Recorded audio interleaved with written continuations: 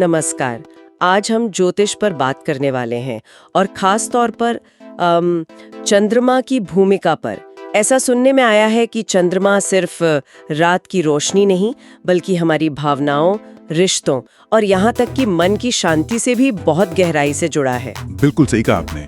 ज्योतिष में चंद्रमा को बहुत बहुत महत्वपूर्ण माना गया है। देखिए, इसे मन का कारक कहते हैं।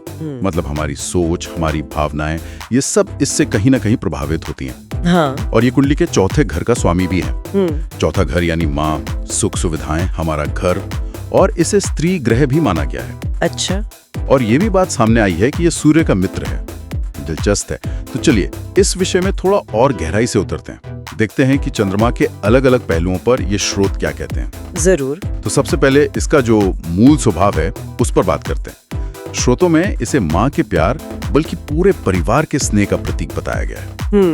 इतना ही नहीं, खेती की जमीन, दया, मानसिक शांति, इन सब से भी इसका संबंध है। एक जगह तो इसे गंगा जैसा पवित्र भी कहा गया है कि ये जीवन की गंदगी मतलब नकारात्मकता को साफ करता है। ये जानना भी बड़ा रोचक है कि ज्योतिषीय वर्गीकरण में इसे वैश्य वर्ण और स्त्रीलिंग से जोड़ा गया है। और हाँ, मोती इसका रत्न है और सोमवार दिन। अच्छा, तो ये तो हुई इसके स्वभाव की बात, पर जीवन के अलग अलग हिस्सों पर इसका असर कैसे होता है, कुछ बताया गया है? हाँ बिल्कुल। देखिए, चंद्रमा का प्रभाव सिर्फ हमारी भावनाओं या मन तक ही नहीं रहता। इसका संबंध जैसा कि स्रोतों में है, खजाने से, समुद्री यात्राओं से, यहाँ तक कि शिक्षा जैसे कामों से भी है। शिक्षा से भी? हाँ। और असर इस बात पर भी निर्भर करता है कि कुंडली के किस घर में चंद्रमा बैठा है। ये घर जीवन के अलग अलग क्षेत्र दिखाते हैं, है ना? हाँ हाँ। जैसे कोई उदाहरण है? हाँ है। जैसे दूसरे घर में जो धन और परिवार का होता है, वहां चंद्रमा हो तो आय व्यय में उतार चढ़ाव ला सकता है, पैसा आता जाता रहता है। अच्छा। लेकिन दिलचस्प बात यह है कि इसी घर से जुड़ी जो राशि है वृषभ, वहां चंद्रमा उच्च का माना जाता है। उच्च का, इसका क्या मतलब हुआ? उच्च का मतलब यूं समझ लीजिए कि उस राशि में वो ग्रह अपनी सबसे अच्छी स्थिति में होता है, बहुत शक्तिशाली, बहुत सकारात्मक। तो अगर दूसरे घर में वृषभ राशि में चंद्रमा है तो सही मैनेजमेंट से काफी लाभ भी हो सकता है। समझ गए। और चौथे घर में जो आपने बताया कि उसका अपना घर है? हाँ, वहां होने पर माँ और घर से गहरा लगाव, एक जुड़ाव दिखता है। ऐसे व्यक्ति के लिए घर की शांति बहुत बहुत जरूरी हो जाती है।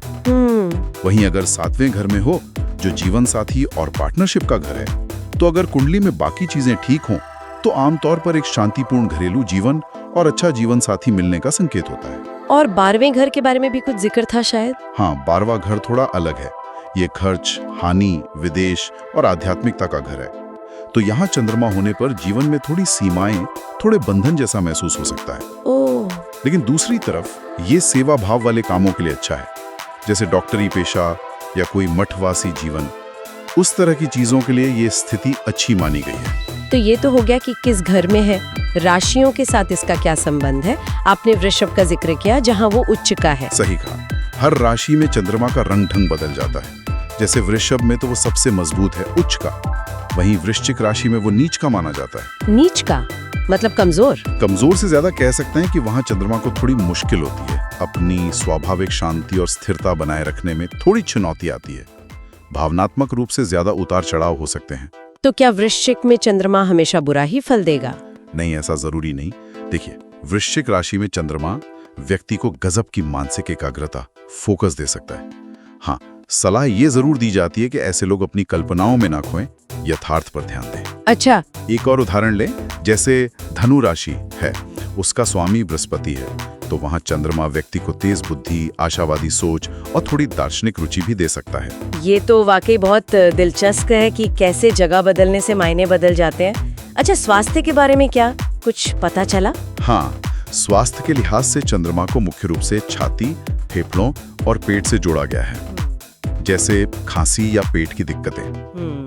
एक बात और है, अगर कुंडली में चंद्रमा और राहु का कोई नकारात्मक योग बन रहा हो तो निमोनिया जैसी स्थिति भी हो सकती है, ऐसा संकेत मिलता है। ये कहीं ना कहीं हमारी भावनात्मक स्थिति और शारीरिक स्वास्थ्य के जुड़ाव को दिखाता है ना? बिल्कुल। कुछ बाहरी अध्ययनों का भी जिक्र है जो पूर्णिमा के आसपास अपराध दर बढ़ने या चंद्रमा के घटने बढ़ने का असर मौसम और स्वास्थ्य पर दिखाते हैं। हालांकि ये ज्योतिषीय स्रोत से अलग हैं। और आखिर में ग्रहों के आपसी रिश्तों के बारे में क्या? कौन दोस्त, कौन दुश्मन? हाँ, ये भी जरूरी है। तो स्रोतों के अनुसार सूर्य और बुध ये चंद्रमा के मित्र हैं, दोस्त हैं। अच्छा। राहु और केतु को इसका शत्रु माना गया है, बिल्कुल विपरीत। और मंगल, बृहस्पति, शुक्र और शनि ये तटस्थ हैं, मतलब ना दोस्त ना दुश्मन, समभाव रखते हैं। तो कुल मिलाकर आज की इस चर्चा से ये तो साफ है कि ज्योतिष में चंद्रमा का दायरा कितना बड़ा है। हमारी भावनाएं, माँ से रिश्ता, मन की शांति, सेहत, पैसा, बहुत कुछ इससे जुड़ा है। निश्चित रूप से चंद्रमा हमारे अंदर के भावनात्मक ज्वार भाटे को समझने की एक बहुत अहम कड़ी है। देखिए, आज की बात से एक विचार जरूर उठता है। हाँ। कि अगर कोई व्यक्ति अपनी कुंडली में चंद्रमा की स्थिति को ठीक से समझ ले, उसकी ताकत और चुनौतियों को जान ले, तो क्या वो अपनी भावनात्मक प्रतिक्रियाओं को, अपने रिश्तों को और बेहतर तरीके से संभाल नहीं सकता? इस पे सोचना चाहिए। ये वाकई एक सोचने वाली बात है। इस गहरी और जानकारी भरी चर्चा के लिए आपका बहुत बहुत धन्यवाद।